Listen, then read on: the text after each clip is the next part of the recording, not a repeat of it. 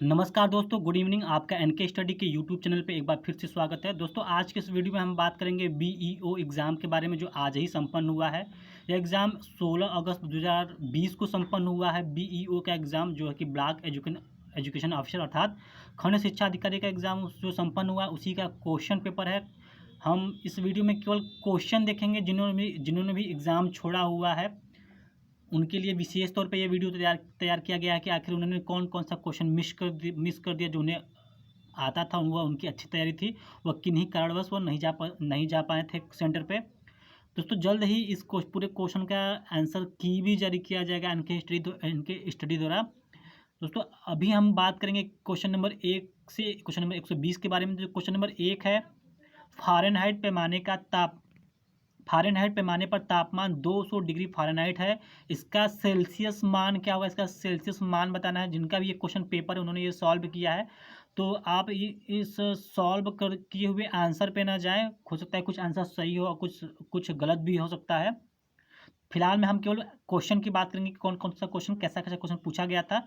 तो प्रश्न नंबर 2 है, सूची 1 को सूची 2 से सम्मिलित करना है। इसमें है ए, उपाधियों का निषेध, बी, धार्मिक मामलों के प्रबंधन की स्वतंत्रता, सी, अल्पसंख्यकों की भाषा का संरक्षण, डी, शिक्षा का अधिकार। तो उसमें सूची 2 में जो इसका मिलान करना है, अनुच्छेद 29 में क्या है, अनुच्छेद 21 क में क्या है, अनुच्छेद 18 में क्या है, अनुच्छेद 26 में क्या है। बढ़ते हैं प्रश्न नंबर 3 की ओर। तो भारतीय संविधान के 74वें संशोधन के संबंध में निम्नलिखित में से कौन सा कथन सही है? तो आपको बताना कि 74वें संविधान संशोधन में कौन सा है। इसमें बताया गया कि यह संविधान में एक नई अनुसूची जोड़ने का उल्लंघन करता है।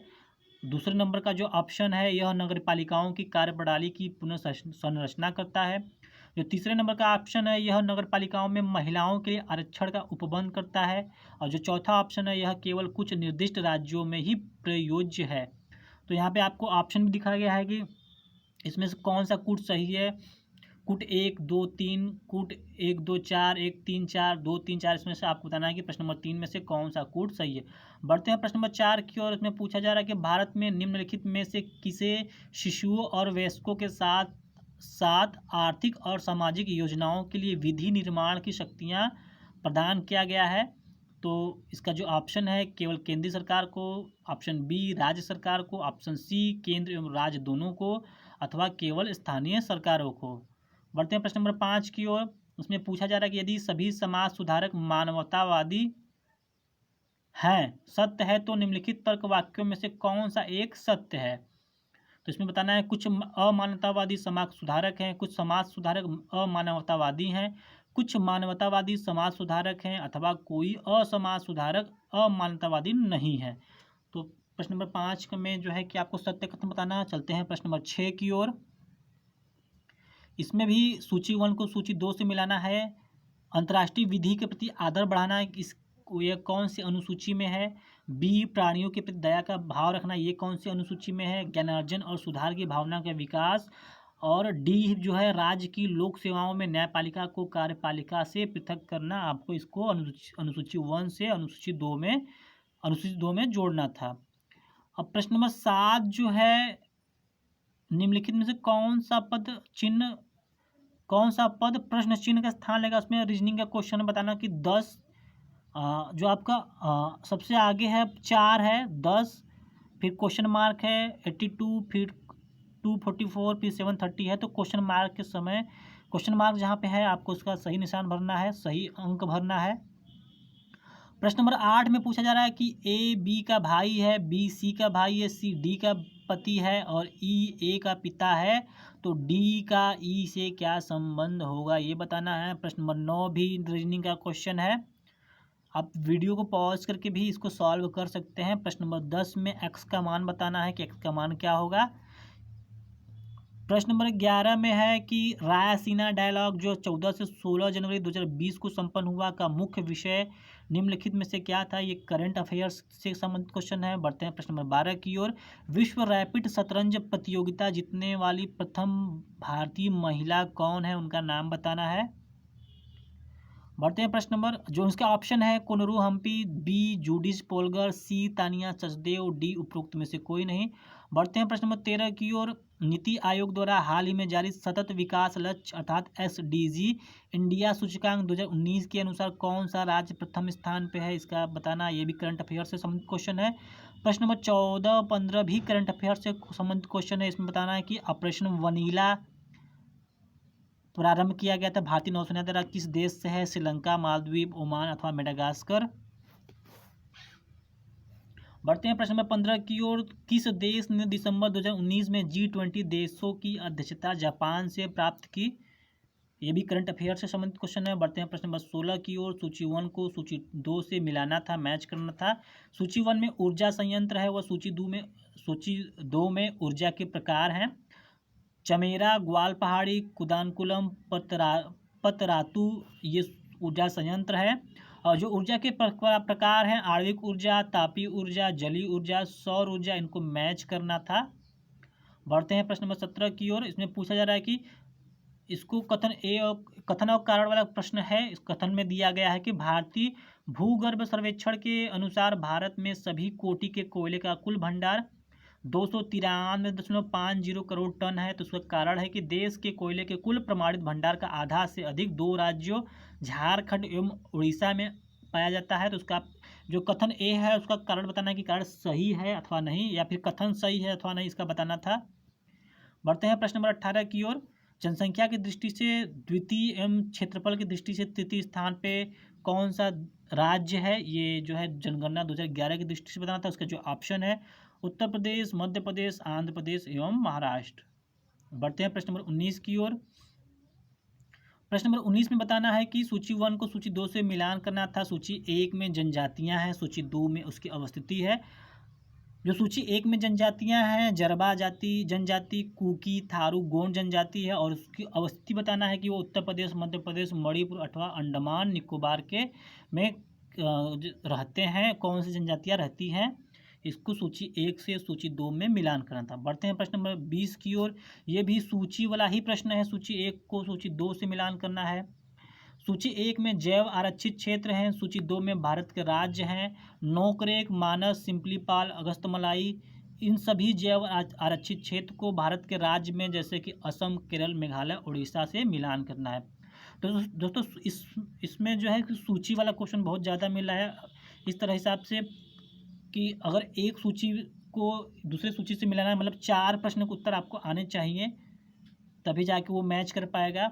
या फिर 3 क्वेश्चन का भी आंसर आएगा तो भी आप जो है कि ऑप्शन के हिसाब से इसको मैच कर सकते हैं। बढ़ते हैं प्रश्न नंबर 21 की ओर।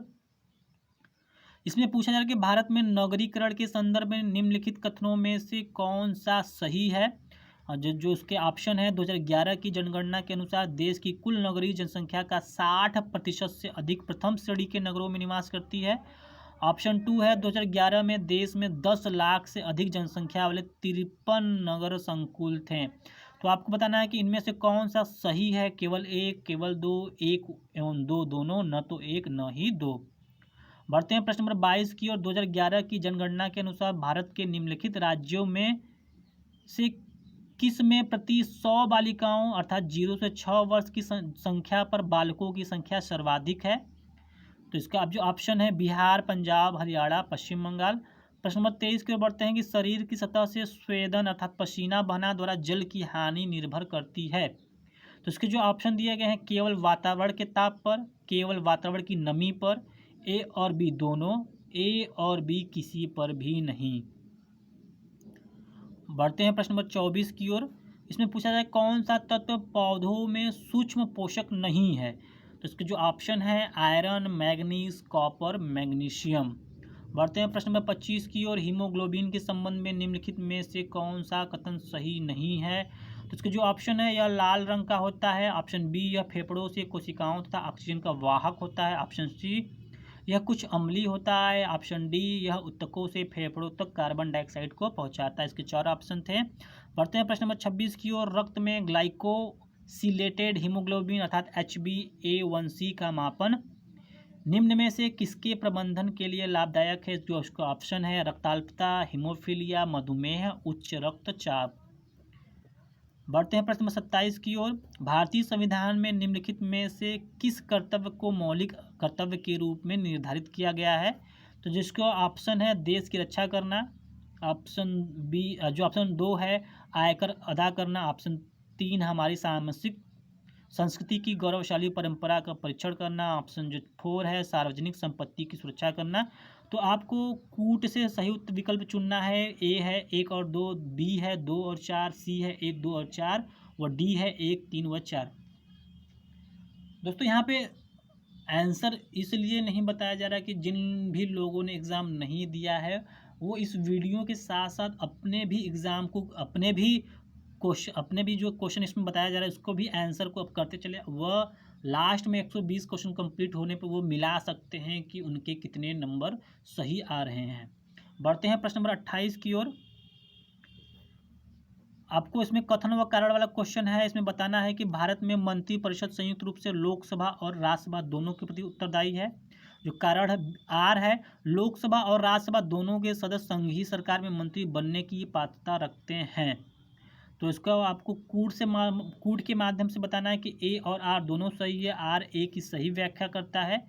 ऑप्शन बी है ए और आर दोनों सही है परंतु आर ए की सही व्याख्या नहीं करता है। ऑप्शन सी है ए सत्य है किंतु आर गलत है। ऑप्शन डी ए गलत है किंतु आर सही है। अब पंचायती राज पे एक प्रश्न पूछा गया है कि पंचायती इसमें जो है कि सही कूट का चयन करना है कि सबसे पहले कौन आया था, जिसमें इसमें ऑप्शन दिया है राव समिति, एल एम सिंघवी समिति, बी आर मेहता समिति, अशोक मेहता समिति। तो इसको आपको सही कूट में रखना है कि सबसे पहले 2 3 1 4 था या फिर 1 3 4 2 है, या ऑप्शन सी है 3 4 1 2 है, या ऑप्शन डी 4 3 2 1 है। आपको इसको सही कूट में रखना था। बढ़ते हैं प्रश्न नंबर 30 की ओर। प्रश्न नंबर 30 में पूछा जा रहा है कि भारतीय संविधान का कौन सा भाग केंद्र और राज्यों के मध्य वित्तीय संबंधों का विवरण प्रस्तुत करता है। तो आपको इसमें भाग से संविधान से संबंधित प्रश्न था। भाग 10 11 12 13 में से कोई एक ऑप्शन चुनना था। प्रश्न नंबर 31 जो है ये भी रीजनिंग का क्वेश्चन है। प्रश्न नंबर 32 रीजनिंग का क्वेश्चन है। प्रश्न नंबर 33 रीजनिंग का क्वेश्चन है। प्रश्न नंबर 34 भी रीजनिंग का क्वेश्चन है। आप वीडियो को पॉज करके इस प्रश्न को देख सकते हैं और इसके सही उत्तर दे सकते हैं।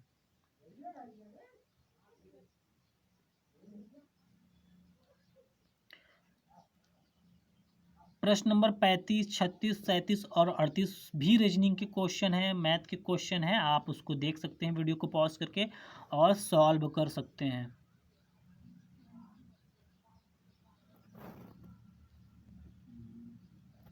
और प्रश्न नंबर 39 से हम शुरू करेंगे फिर से कि देश के बड़े राज्यों के समूह में भारत के किस राज्य ने वर्ष 2019 में सुशासन सूचकांक में शीर्ष स्थान प्राप्त किया। तो दोस्तों ये भी करंट अफेयर से रिलेटेड क्वेश्चन है। इसके जो ऑप्शन है केरला, तमिलनाडु, महाराष्ट्र, आंध्र प्रदेश। बढ़ते हैं प्रश्न नंबर 40 की ओर। अप्रत्यक्ष करों को प्रतिगामी कर व्यवस्था क्यों कहा जाता है। तो इसके जो ऑप्शन है ए, ये प्रत्यक्ष करों की तुलना में अधिक दर पर लगाए जाते हैं। ऑप्शन बी, ये सभी आय समूहों पर समान दरों पर लगाए जाते हैं। ऑप्शन सी, ये सभी आय समूहों पर समान नहीं लगाए जाते हैं। ऑप्शन डी, इनमें से कोई नहीं। 41 की ओर बढ़ते हैं कि भारत $5 ट्रिलियन की अर्थव्यवस्था के लक्ष्य को कब तक प्राप्त करना चाहता है। तो जो इसके ऑप्शन है 2022, option B 2024, option C 2025, option D 2026। इसको भी करंट अफेयर्स से रिलेट कर सकते हैं। बढ़ते हैं प्रश्न नंबर 42 की ओर। संविधान से रिलेटेड प्रश्न है। इसमें पूछा जा रहा है कि 15वें वित्त आयोग के संबंध में कौन सा कथन सही नहीं है, पूछा है दोस्तों। तो इसमें ए है भारत सरकार द्वारा 15वें वित्त आयोग का गठन 27 नवंबर 2017 को किया गया। बी, श्री NK सिंह इसके अध्यक्ष हैं। सी, आयोग की अनुशंसाएं 2020 से 2025 के 5 वर्षों की अवधि के लिए होगी। ऑप्शन डी, आयोग को 30 अक्टूबर 2020 तक अपना प्रतिवेदन प्रस्तुत करने के लिए कहा गया है। तो इसके 4 ऑप्शन थे। बढ़ते हैं प्रश्न नंबर 43 की ओर। इसमें बताया जा रहा है, इसमें पूछा जा रहा है कि ये इतिहास से पहला क्वेश्चन है कि निम्नलिखित पल्लव शासकों का उनके राज्यकाल को दृष्टिगत रखते हुए सही कालानुक्रमानुसार व्यवस्थित कीजिए और नीचे दिए गए कूट से सही उत्तर का चयन करना है। तो जिसमें ऑप्शन है, एक है परमेश्वर वर्मन, 2 है नरसिंह वर्मन, 3 है नंदी वर्मन, डी है महेंद्र वर्मन। तो आपको इसको सही काल क्रमानुसार व्यवस्थित करना है। ये कूट है। इस कूट का जो ऑप्शन है, ए है 4 2 1 3, बी है 4 3 1 2, सी है 1 3 2 4, वो डी है 3 2 1 4। बढ़ते हैं प्रश्न नंबर 44 की ओर। फिर से एक बार जो है कि कूट से संबंधित सूची 1 व सूची 2 से संबंधित प्रश्न आ गया। सूची 1 में पूछा जा रहा है कि शासक के नाम है। सूची 2 में रानियों के नाम है। तो बताना है कि चंद्रगुप्त, समुद्रगुप्त, चंद्रगुप्त द्वितीय, कुमारगुप्त प्रथम को सूची 2 से मैच करना है कि उनकी कौन कौन सी रानियां थीं। दत्ता देवी किनकी रानी थी, कुबेर नागा, कुमार देवी, अनंत देवी किनकी रानियां थी, उसको सूची 1 से सूची 2 में मैच करना था। बढ़ते हैं प्रश्न नंबर 45 की ओर। प्रश्न नंबर 45 जो है कि आधुनिक इतिहास से प्रश्न है कि एक तरफ समाचार पत्र है, एक तरफ संस्थापक है, आपको बताना है इसमें कौन सा सम्मिलित नहीं है। अल हिलाल के संस्थापक का नाम बताना है, न्यू इंडिया, तहजीब उल अखलाक, संवाद कौमुदी के संस्थापक का नाम बताना है। आपको बताना है कि इसमें से कौन सा सही सम्मिलित नहीं है, अर्थात समाचार पत्र जो लिस्ट दिया गया है उसके सामने जो संस्थापक दिया गया है बताना है, इनमें से कौन सा एक सही मैच नहीं कर रहा है। बढ़ते हैं प्रश्न नंबर 46 की ओर।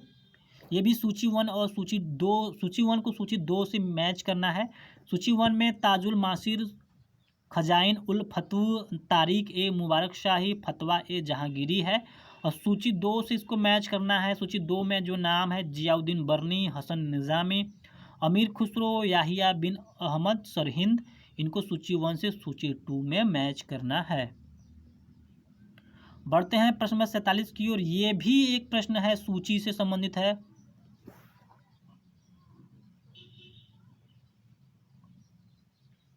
इसमें सूची 1 में Andrew Fraser, Antony MacDonnell, Colin Scott Moncrieff, Thomas Robertson है। और सूची 2 में अकाल आयोग, सिंचाई आयोग, पुलिस आयोग, रेलवे आयोग, अर्थात इन आयोगों के अध्यक्ष कौन कौन से थे। सूची 1 को सूची 2 से मिलाना था।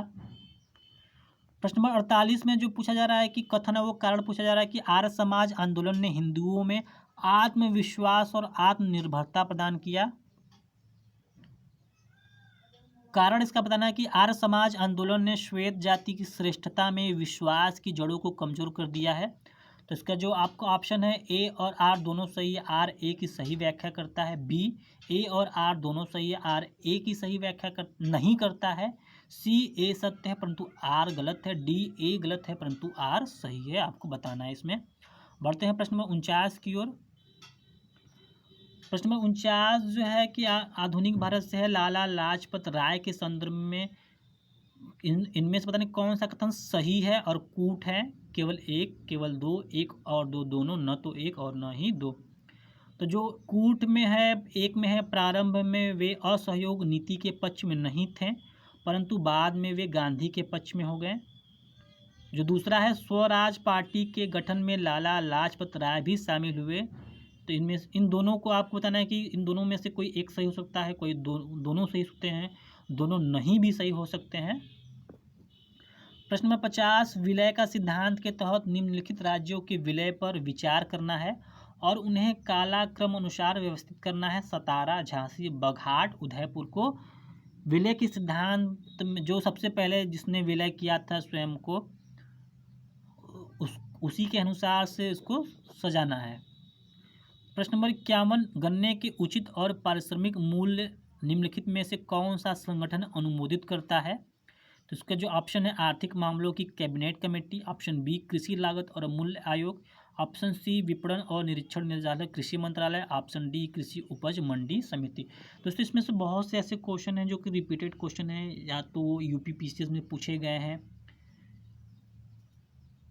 या फिर दोस्तों इसमें लोअर सबार्डिनेट के एग्ज़ाम में, लोअर पीसीएस के एग्ज़ाम में पूछे गए हैं, या फिर समीक्षा अधिकारी के एग्ज़ाम में पूछे गए हैं। ऐसे बहुत से क्वेश्चन जो इसमें रिपीटेड है। प्रश्न नंबर 52 की ओर चलते हैं। इसमें से बताना है कथन और कारण वाला क्वेश्चन है।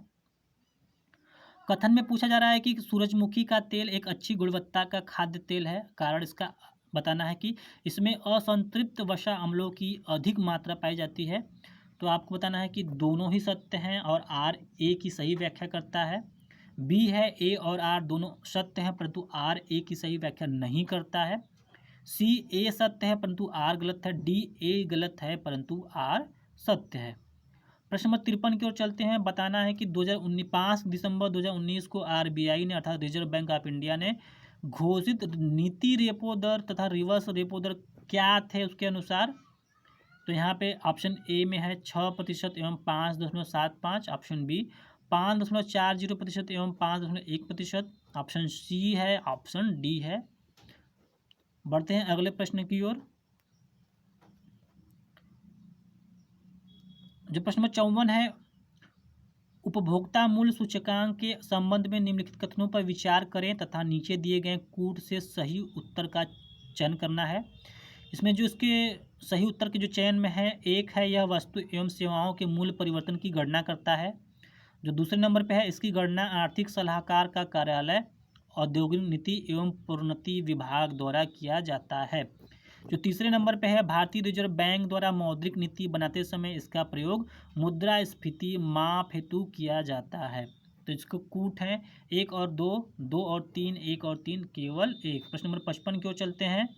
सॉफ्टवेयर एवं बिजनेस प्रोसेस आउटसोर्सिंग उद्योगों का सबसे बड़ा केंद्र उत्तर प्रदेश में निम्नलिखित शहरों में से किसमें स्थित है। तो आपके ऑप्शन है, अर्थात ये उत्तर प्रदेश से संबंधित पहला क्वेश्चन है। ऑप्शन है मेरठ, कानपुर, वाराणसी, नोएडा। दूसरा भी उत्तर प्रदेश से ही संबंधित क्वेश्चन है कि उत्तर प्रदेश के निम्नलिखित क्षेत्रों में से किसमें अन्ना प्रथा उस क्षेत्र की कृषि एवं वानिकी के विकास के लिए अभिशाप है।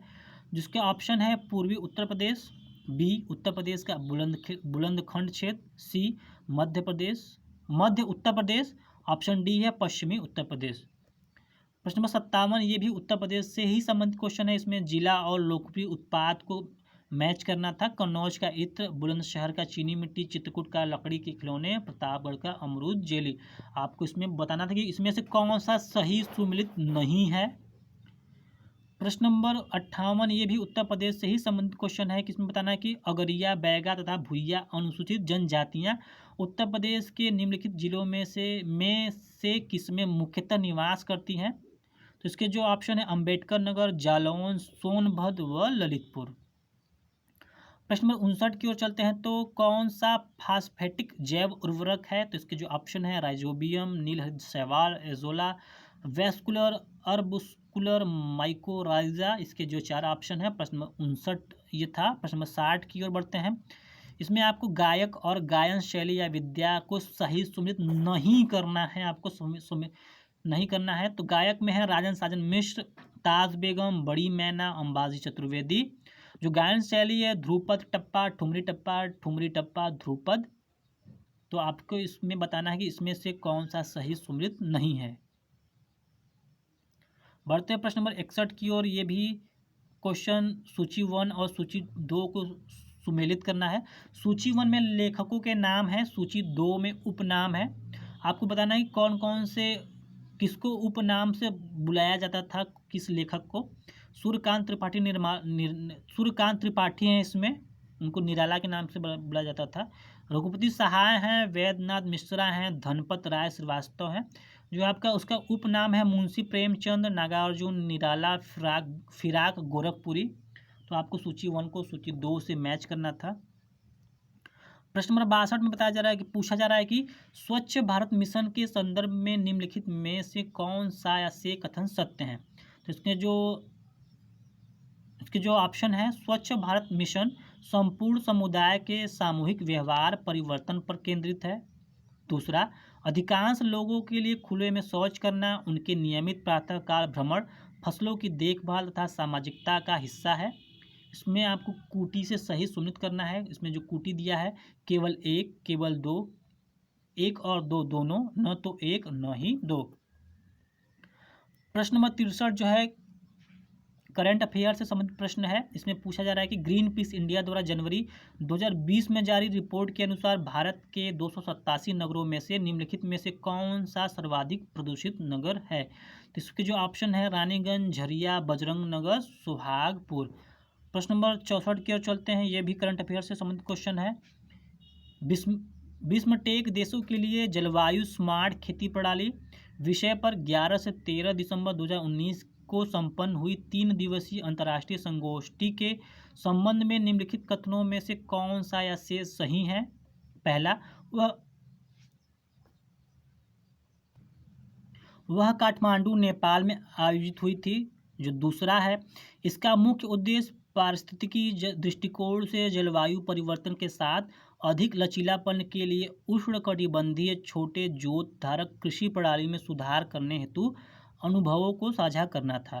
तो जो इसके ऑप्शन हैं जो कूट हैं, केवल एक, केवल दो, एक और दो दोनों, न तो एक और न ही दो। बढ़ते हैं प्रश्न नंबर 65 की ओर। इसमें पूछा जा रहा है कि सूची एक को सूची दो से मैच करना था। एक तरफ सूची एक में नगरें हैं और सूची दो में नदियां हैं। तो पेरिस, किन्शासा, बैंकॉक, एसोसिएशन से कौन सी नदियां गुजरती हैं? पराग्वे, चाओ फ्राया, जैरे, शीन नदी। तो बताना है कि किस नगर से कौन सी नदी गुजरती है। बढ़ते हैं प्रश्न नंबर 66 की ओर। दोस्तों प्रश्न नंबर 66 जो है यूपीपीसीएस के एग्जाम में पूछा जा चुका है, लोअर पीसीएस में भी पूछा जा चुका है। इसमें पूछा है कि जापान के 4 प्रमुख द्वीपों का उत्तर से दक्षिण तक सही क्रम को प्रदर्शित करना है कि कौन सा द्वीप सबसे पहले आता है। तो जो ऑप्शन ए है Shikoku, Kyushu, Hokkaido, Honshu. Option B Honshu, Hokkaido, Shikoku, Kyushu. Option C Hokkaido, Honshu, Kyushu, Shikoku. Option D है होक्काइडो, हॉन्शू, शिकोकू, क्यूशू। आपको इसमें उत्तर से दक्षिण तक का सही क्रम मैच करना था, ऊपर से नीचे की ओर मैच करना था। प्रश्न नंबर 67 जो है कथन और कारण से संबंधित प्रश्न है। इसमें पूछा, कथन ए में पूछ रहा है कि विश्व के अधिकांश उष्ण मरुस्थल 15 डिग्री से 30 डिग्री उत्तरी एवं दक्षिणी अक्षांशों के मध्य महाद्वीपों के पश्चिमी किनारे पर स्थित हैं। कारण इसका बताना है कि कारण जो दिया गया है कि व्यापारिक पवनें जैसे जैसे पश्चिम की ओर जाती हैं उनकी नमी और आर्द्रता में कमी आती जाती है। तो आपके जो ऑप्शन है जो कूट हैं वो ए और आर दोनों सही है। आर ए की सही व्याख्या करता है। ऑप्शन बी ए और आर दोनों सही है परंतु आर ए की सही व्याख्या नहीं करता है। ऑप्शन सी ए सही है परंतु आर गलत है। जो ऑप्शन डी है ए गलत है परंतु आर सही है। प्रश्न नंबर जो 68 है इसमें पूछा जा रहा है कि सूची एक को सूची दो से मैच करना है। सूची एक में है परियोजना और सूची दो में नदियों के नाम दिए गए हैं। तो जो परियोजना है उकई, जय कावड़ी, खड़कवासला, मयूराक्षी है। और जो नदियों के नाम हैं गोदावरी, आम्बी, मूथा, तापी। आपको इसमें सूची वन से सूची परियोजना से नदियों को मैच कराना है कि कौन सी नदियाँ किस परियोजना से जुड़ी हुई हैं। बढ़ते हैं प्रश्न नंबर 69 की ओर। इसमें पूछा जा रहा है कि ग्रीस के संदर्भ में निम्नलिखित कथनों में से कौन सा सही है।